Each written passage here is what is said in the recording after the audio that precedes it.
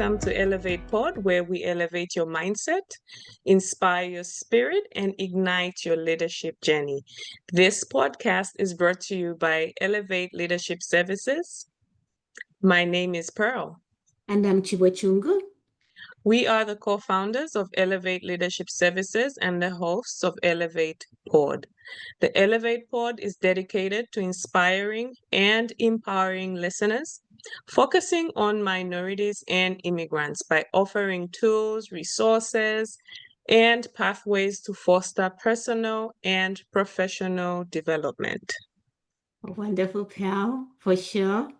And today we are so fortunate that we're going to dive into a topic that will provide us some insights on leadership and for us to know or to learn more about how we can have effective leadership and explore the different styles that exist out there and how to become the best leader that you can be in order to inspire your teams.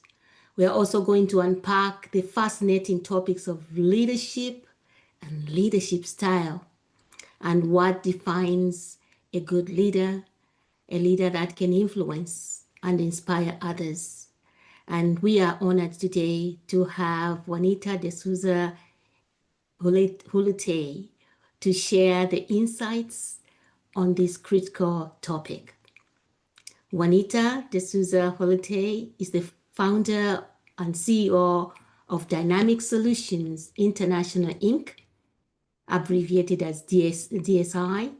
She's an author, educator, executive coach, management consultant, and keynote speaker focused on empowering leaders, promoting inclusions, and breaking barriers.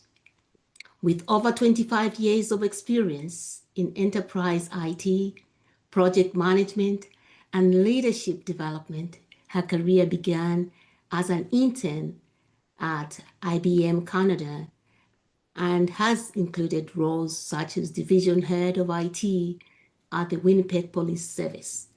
She is an international best-selling author contributing to evolution of leadership in STEM, women catalyzing change, with a chapter advocating for breaking barriers for women leaders.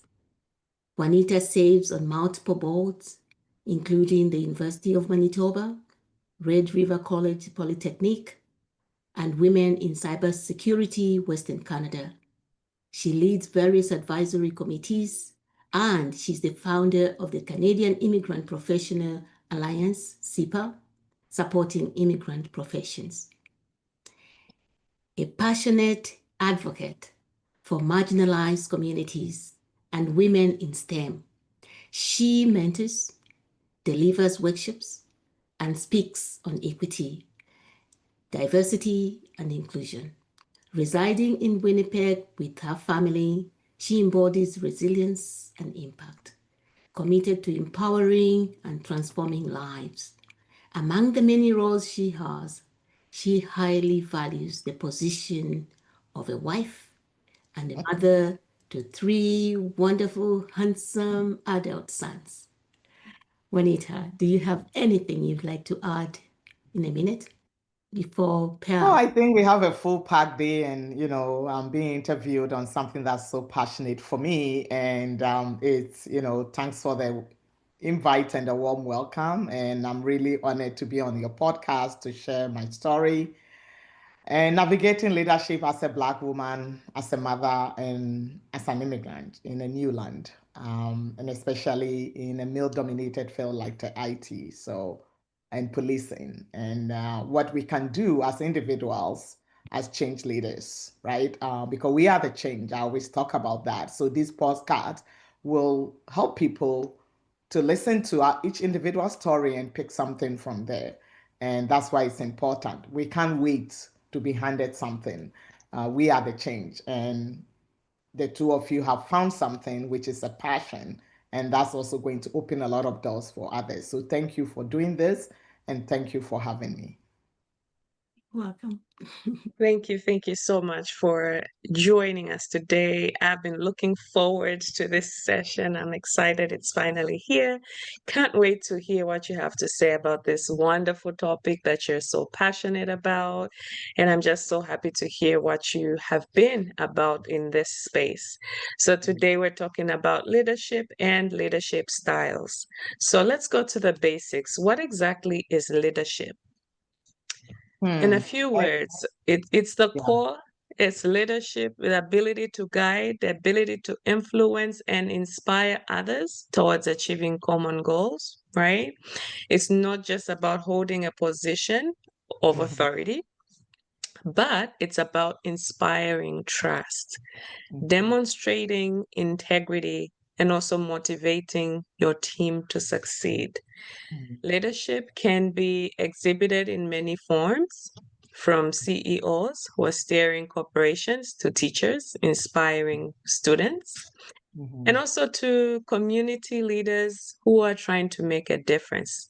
The essence lies in the impact that you have on others. So that's my few words on leadership. So over to you now, Juanita. How would you define leadership in your own words? I've done a lot. I have a presentation I've always done for many, many years called The Art of Leadership. And what I talk about is leadership is not about titles or the corner of office. And you said it's about influence, impact, and intentionality. You have to be intentional. And it's the ability to inspire others in a vision and empower them to take action, right? So leadership is a responsibility, and you don't have to have a title or a name to do that, right? So for me, I learned this not in the boardroom, but at a village gathering in Ghana as a child, right? My mother, the late Fidelia D'Souza, who never held a title, but she led with wisdom and grace. And when there are disputes or issues, I see how she rose to it, emerged in her firm but calm way, able to get things done. So leadership isn't about how loud you are, how many, you know, name acronyms you have beside your name, or whether you have the corner office. I learned that it's deeply rooted in service. So for me personally, over the years, I've learned that it's the courage to act. And this is all based on my personal experience. Because I see a lot of leaders, they hold the title, like you said, CEO, but they are not leaders to me. Being a true leader is the courage to act when others hesitate. The moral clarity to stand alone when it's easier to follow others. I'm not a follower, Wow. right? And a lot of leaders there, oh no, they think about their position. What would that happen to them? The strength to do what is right. And what is right is so important. It doesn't have to be what's convenient to you, but doing the right thing. And then the vision, when you are in that space, to lift others as you climb. Do I have to go do this presentation today? Or I can let one of my staff who have demonstrated something to do it and coach that person. So it's not about being in control and being in charge all the time. It's being accountable, visible, and grounded in purpose. And for me, that purpose is service, right? And that's what leadership is for me. And being in a male-dominated field like IT, and being the head of IT for Winnipeg Police, I quickly learned that me taking on that position was not handed to me. I claimed it. And I also realized that, I wasn't just trying to be a woman leader. I was just doing my job, striving to be a great professional. I just happened to be a woman. And to do that, I need to feel big in the room, right? And when no one else saves a seat for me. So people know me. When I talk, I tell people when I go to a setting, when I feel vulnerable, I feel they see me differently. I look around and find where can I be visible. And that's why you see me sitting at the front of things. I want to make myself visible. I'm here. You may not see me. I want you to see me. Mhm. So you need to fill that room big. You need to go into a room. Okay, I'm the only one here. How can I be seen? How can I feel big in that room where nobody recognizes me? So, and when it comes to even doing my work, it's not just about replacing system. Technology is easy to learn, but dealing with people, the resistance, the fear, like I said before, it's about courage, right? I remember sitting across some offices, and I will come up with something, and they will go, "This will never work. There's no way. We've never done it this way." Can I touch in on some of the things that you just pointed? I think you pointed, I think for me, what I heard loud is that leadership is not a position. So if you look at, there are some leaders who take position as influence to them, but to me, it's more like you're handing its power. It's just put on them. So what are the qualities that you think make a good leader? And can you define them? And how have you demonstrated those qualities I don't know yourself? how much time we have, but No, I'll try. Maybe in 2 minutes, if you can just tell us. I'll try. Those things. For me, the top qualities are integrity, number one, empathy, resilience, vision, adaptability is key, especially in today's world with AI and change, and the courage to lead under pressure. And for me, above all, effective leadership is about people, who are the center of everything. Like I said, it's not about the technology. I can learn that, right? So for me, people know me for my integrity. It's non-negotiable. And I tell my team and my student that, right? It's about owing things. And it's also a process of earning trust. Sometimes people say, oh, you were lucky, you got into this. No, I earn trust. I earn trust with people who feel they can depend on me, right? So people need to know not just you are capable, but you can be accountable and you can own it, right? And when it comes to empathy, to me is the heartbeat, right? It makes us see people beyond who they are or beyond their performance, right? So for me, I carry empathy in a lot of things I do. I don't try to just judge people, a book by the cover, right? People would tell you in one place that I worked at, I was the one who people thought I was too generous, too kind, but I was the only one who fired the most people, right? So it's about doing the right thing.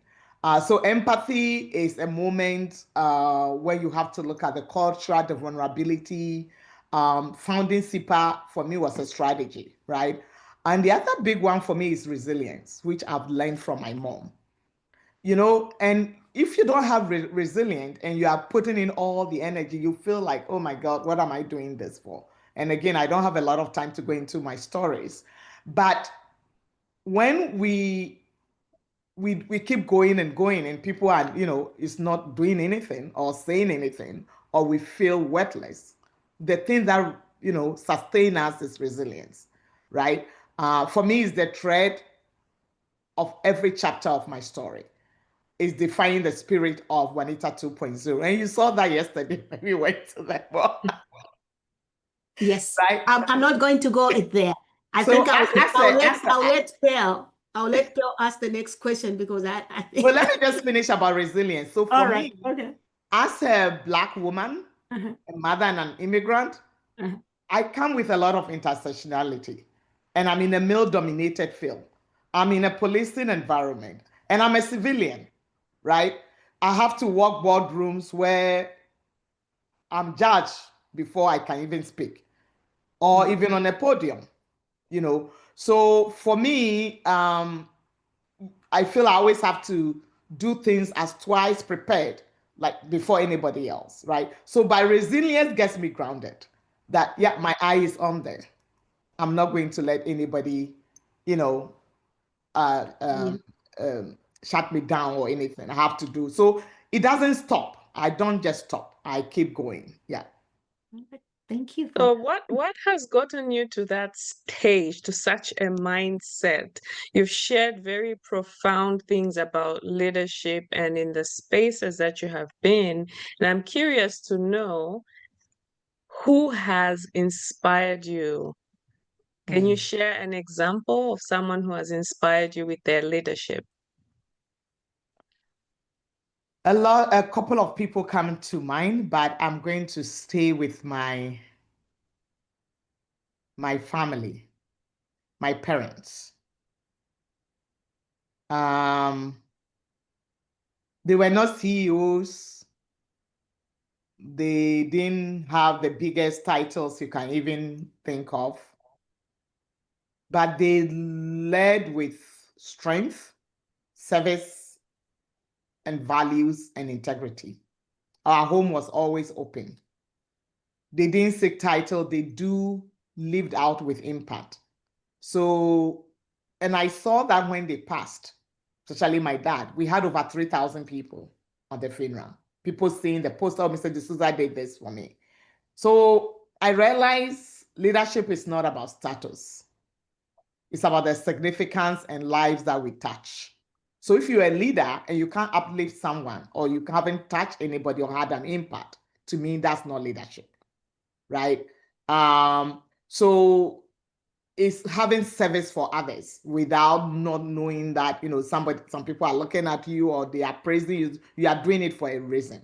So the legacy of leadership is rooted from my parents, in their generosity, their dignity, and their purpose. And that kind of leadership is what I strive to achieve as well. Yeah. wonderful. Very well said. Thank you. Yes. I think it's inspiring. I think many of us, our parents, have really played a great role to enabling us become who we are, especially that we are immigrants, we are minorities, and we're female as well. So, so we had to learn a lot. So I think my question is, I think you talked about your parents very much and what they've taught you.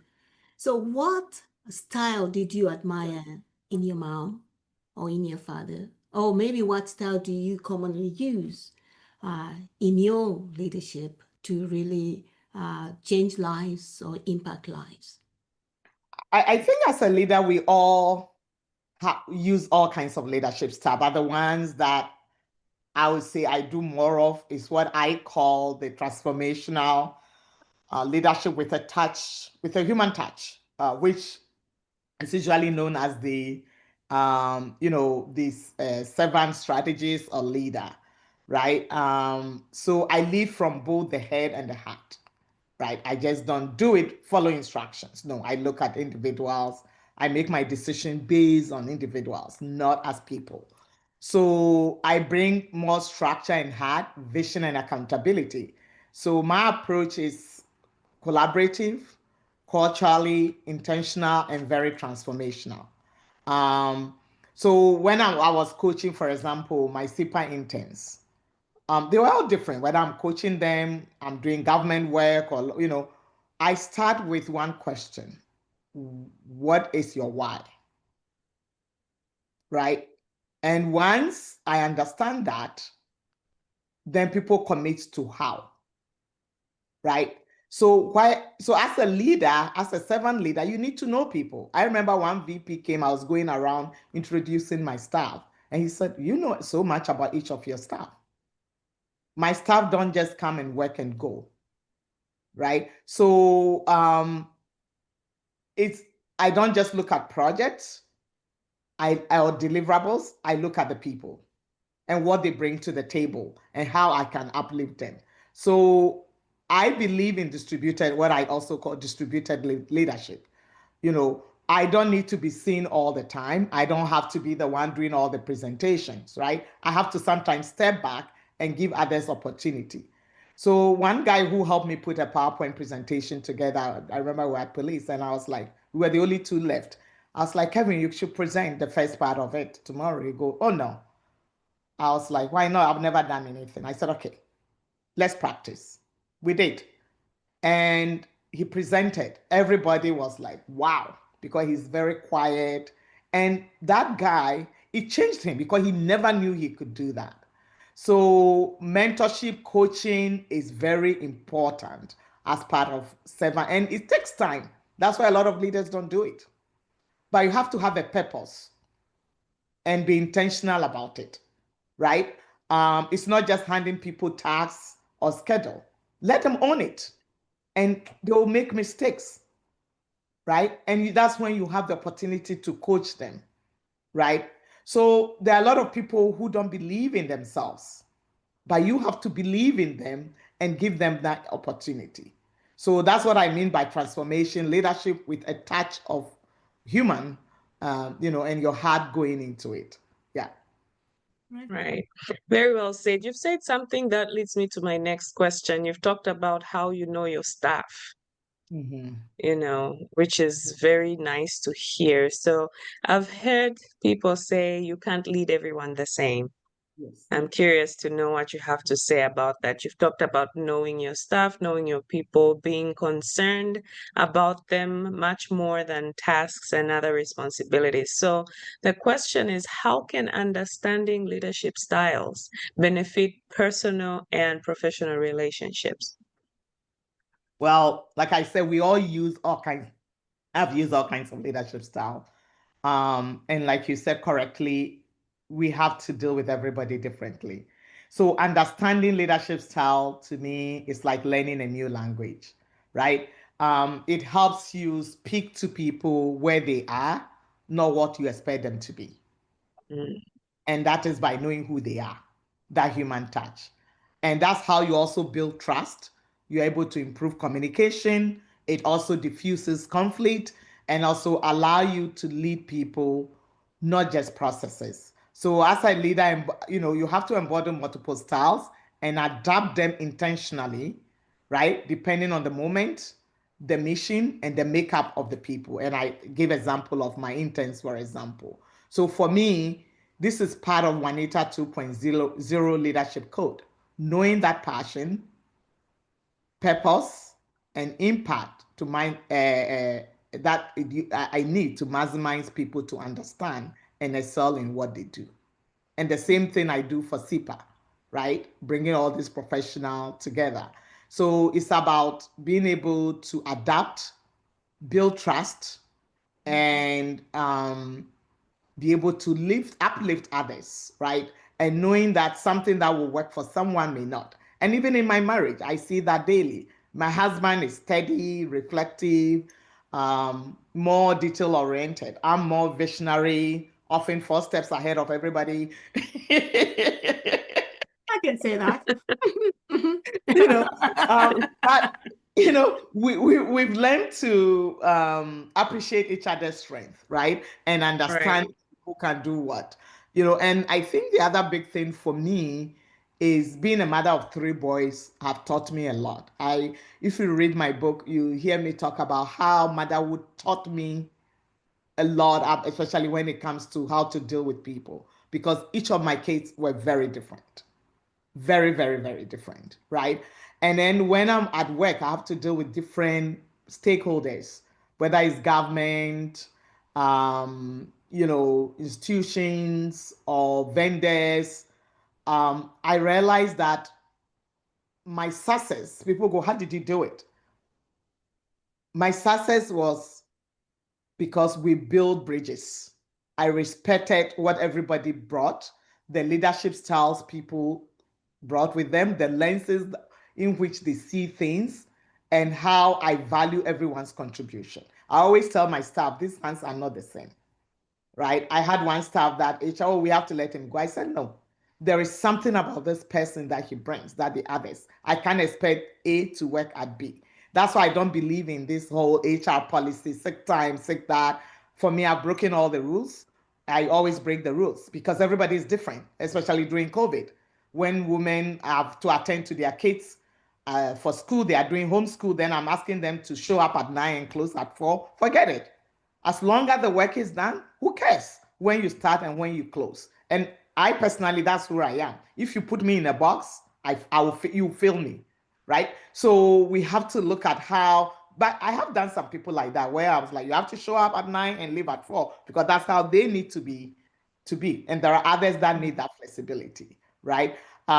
Even when I do my workshop, I always ask people about the audience, because the audience dictate how I'm going to deliver that workshop and what they need from it, what examples I should use, right? So it's about cultivating that growth when things needs to be dealt with in certain ways and not the other way. By making one big blank rule, this is how we're going to do it, may not work for everybody, and you end up losing people. So the power of leadership isn't choosing one style, it's understanding how many and using each of them to bring the best out of people. I think that's what I would say. Well said. And I think that is what is called situational leadership. You use that and depending on the situation, depending on the person that you have. I think that is the model that I wish many can have. Because many times it's, oh, Chiwe operates this way and I'll lead the way Chiwe leads or the way Chiwe behaves. And which means you throw everybody on the other side. Leadership style. And when we look at leadership style, it's not, you have to hone it and you have to know how to use it. And when to use what style. And it's not in a textbook. You have to, No, have I made mistakes? Yes. We all have to learn. Yeah. You learn the process. So if you had someone who was trying to discover who they are and wanting to develop their leadership style, how would you guide them? For me, like I said before, leadership is not about titles or anything. You may not need to have any titles, but you have to first start by understanding yourself and with your story. You have to reflect on moments you lead, even when no one gave you permission, no one gave you any title. You have to look at, when did people naturally look to me, come to me for questions? When did you feel very proud, not just being productive? When do people consistently come to you? That's often the root of your leadership style, right? Because, like I said, leadership is not about title, and you shouldn't wait for titles. It's about how you show up, not what's on your business card, right? I remember even just before I retire, one of my staff who was white came to me and said, Juanita, I don't know why you are not the CEO. You should be the CEO because you know how to deal with so many people. But the person who is the CEO may have the title, but I was respected more. And people know that. And it's also revealed how you handle pressure, how you're able to respond to failure. So if there's something that's not going well, you don't come to your staff and just bring the whole organization down. No, you have to stay strong for them, right? And how to lead when nobody else is watching. And I think that's how you build trust as well. So you need to first start by looking at your values. Like I said, for me, integrity is non-negotiable. Empathy is the heart of what I do. And what breaks your heart? What breaks my heart is when I see people not being treated fairly. When I see, microaggressions, biases, I will speak up, even if I'm the only one. Even if it costs me my job. Has it cost me my job before? Yes. Will I do it again? Absolutely. And then you have to also look at what brings you joy. What brings me joy is seeing that the people I did very little for are now flourishing. We went to Stanford. This was a lady I helped very little. Now she's doing bigger things, right? And that's what brings me joy. And it's all about leadership. So it has to come, you have to be authentic. It has to flow authentically, not by any limitation. You can't find your style in a textbook. You can't find your leadership style. You're going to try different things and then you're going to grow with it and see what works for you. You don't have to rush it. I didn't become Juanita 2.0 overnight. No, it took me a while, and I don't have the whole day to tell you all my stories that led to me to be, say, Juanita 2.0, passion, purpose, and impact, right? I have to unlearn some performative leadership, embrace myself into deeper, look at my passion. That passion is not enough. I need to have purpose and impact. I have to go through burnt out, betrayal, even breakdown to understand how I want to lead. And don't be afraid of failure, because um, failures help you to learn, turn some of those challenges into opportunities. You will have doors shut at you, you will have ideas dismissed. I have cried in silence, I have led in chaos where I didn't even know what I was doing. But it all taught me something, right? And one of the big thing I would say is get coach, get somebody that sees some leadership in you, or somebody you can even admire for far. When I was in IT, I admired Indre, who was at that time the CEO of PepsiCo, and he's from India. I could relate to her so much. So she became my mentor from afar, even though I've never talked to her, right? And I was just listening and reading about her leadership style, how she likes writing personalized notes to her staff. I started doing that, right? And don't be afraid to evolve as well. My style at 30, when I was very naive, didn't know much, it's not the style today. So your style is going to grow as you make mistakes, as you learn, and it's not a linear journey, right? So for me, as we grow, we get wiser. My mom always used to say that. So life in general have shaped me to who I am.